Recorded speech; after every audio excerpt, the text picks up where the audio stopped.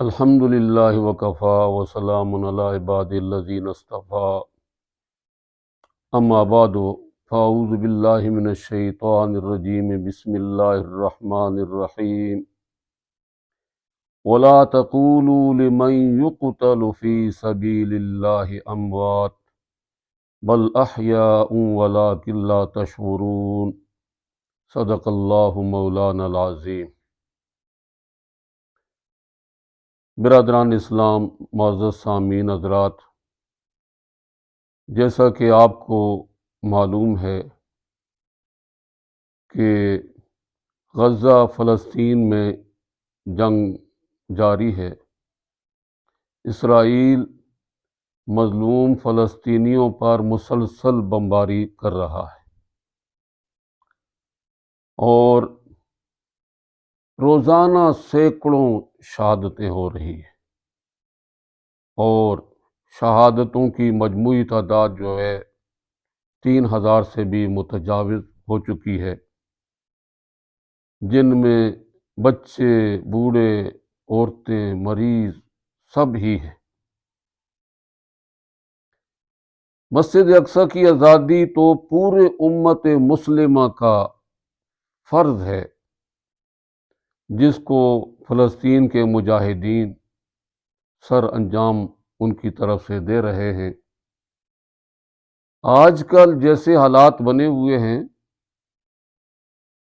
اس میں تو ان کے لیے دعائیں کرنا، نمازوں میں دعائے قنوت پڑھنا اور ہر طرح سے ان کی مدد کرنا پہلے سے بھی زیادہ ضروری ہو گیا ہے۔ اس کے علاوہ دنیا کے مختلف خطوں میں شہادتیں ہو رہی ہیں، اس لیے خیال ہوا کہ مختصر سے بیان میں شہید کا مرتبہ اور مقام بیان کر دیا جائے، تاکہ معلوم ہو جائے کہ اللہ کے ہاں شہید کا کتنا رتبہ اور مقام ہے، اور تاکہ ہمارے لیے بھی اپنی جانوں کا نذرانہ پیش کرنا آسان ہو جائے۔ اس کے متعلق ایک آیت کریمہ میں نے آپ کے سامنے تلاوت کی ہے، جو سورۃ بقرہ کی آیت۔ اس میں اللہ تبارک و تعالی ارشاد فرماتے ہیں، وَلَا تَقُولُوا لِمَن يُقْتَلُ فِي سَبِيلِ اللَّهِ أَمْوَاتٌ بَلْ أَحْيَاءٌ وَلَٰكِن لَّا تَشْعُرُونَ۔ جو لوگ اللہ کے رستے میں مارے جائیں انہیں مردہ نہ کہو، بلکہ وہ زندہ ہیں لیکن تمہیں اس کا شعور نہیں۔ شہید اتنا بڑا مقام ہے کہ حبیب کبریا حضرت محمد الرسول اللہ صلی اللہ علیہ وسلم نے بھی اس کی تمنا کی تھی۔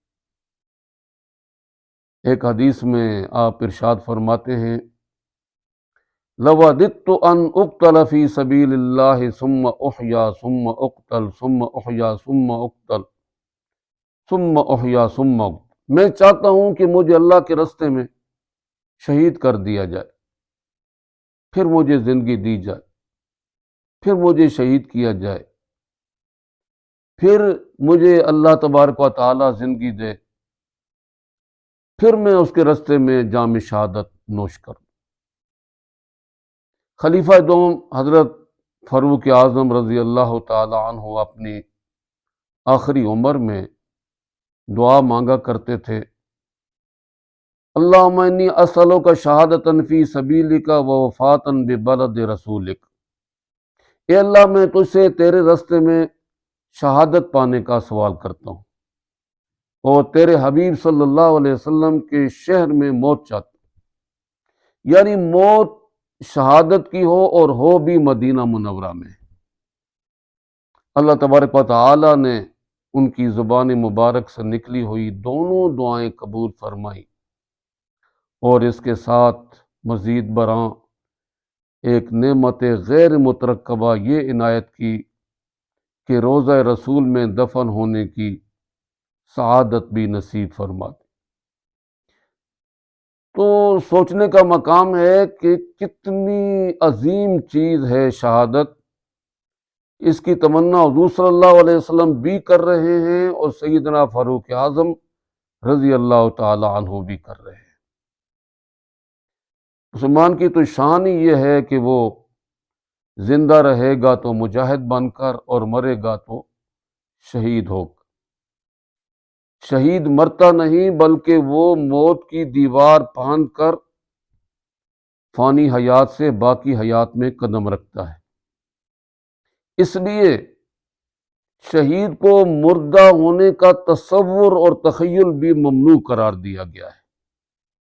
ایک آیت کریمہ میں اللہ تبارک و تعالی ارشاد فرماتے ہیں وَلَا تَحْسَبَنَّ الَّذِينَ قُتِلُوا فِي سَبِيلِ اللَّهِ أَمْوَاتًا بَلْ أَحْيَاءٌ عِندَ رَبِّهِمْ يُرْزَقُونَ۔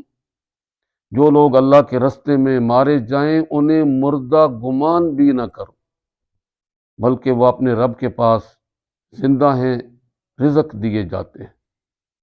ایک حدیث میں جناب نبی کریم صلی اللہ علیہ وسلم ارشاد فرماتے ہیں کہ شہید کے خون کا قطرہ بعد میں زمین پر گرتا ہے اور اس کی مغفرت پہلے کر دی جاتی۔ دنیا سے جو مسلمان بھی جاتا ہے بشرطے کہ نیک صالح ہو، وہ دوبارہ دنیا میں آنے کی تمنا نہیں کرتا۔ اس کو اس جہان میں اتنا آرام، اتنا راحت ملتا ہے کہ دوبارہ دنیا میں آنے کی کبھی تمنا نہیں کرتا۔ لیکن ایک شہید ہے کہ جس کی یہ خواہش ہوتی ہے کہ مولا کریم مجھے ایک بار پھر دنیا میں بھیج دے تاکہ تیرے رستے میں تیرے دشمنوں سے لڑتا ہوا جام شہادت نوش کروں۔ حضرت خالد بن ولید جن کو حضور صلی اللہ علیہ وسلم نے سیف من سیوف اللہ فرمایا، اللہ کی تلواروں میں سے ایک تلوار، میدان کارزار میں دشمنوں کو مخاطب ہو کر کہتے تھے کہ او اللہ کے دشمنوں، تمہیں شراب پینے میں وہ لذت نہیں آتی جو ہمیں اللہ کے راستے میں شہادت پانے میں آتی۔ تو ہر مسلمان کی یہ خواہش ہونی چاہیے کہ یا اللہ جب موت آئے تو شہادت کی موت آئے۔ شہید کے فضائل اور مناقب تو بہت ہیں لیکن وقت میں اتنی گنجائش نہیں۔ اللہ تبارک و تعالی ہمیں عمل کرنے کی توفیق عطا فرمائے۔ وآخر دعوانا ان الحمد للہ رب العالمین۔